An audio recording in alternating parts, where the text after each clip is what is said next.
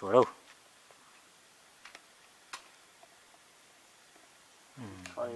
Chỉ nè.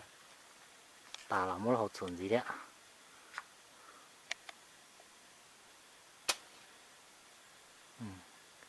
Chỉ nè, cho luôn chỉ nè.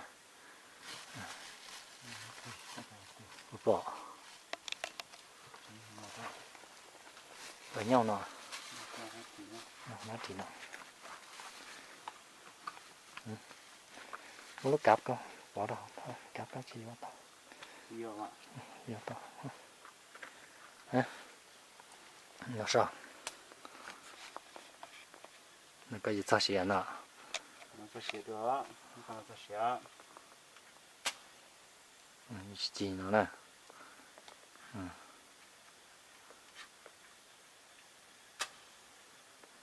Sai nè.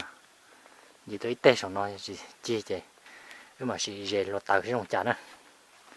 Mong gặp nó bắt được là dễ xí nè.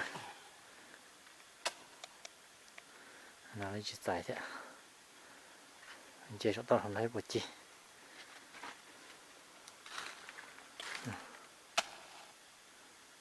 Nó chi mình chỉ thấy là tôi nè. Tôi còn để cho nó ngồi cái tí.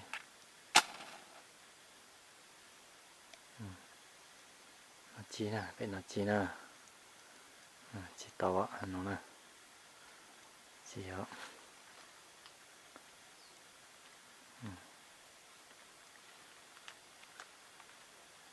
Tôi chết tôi liệu. Nó yêu mong cao à. Có phao cái cho là sai rồi.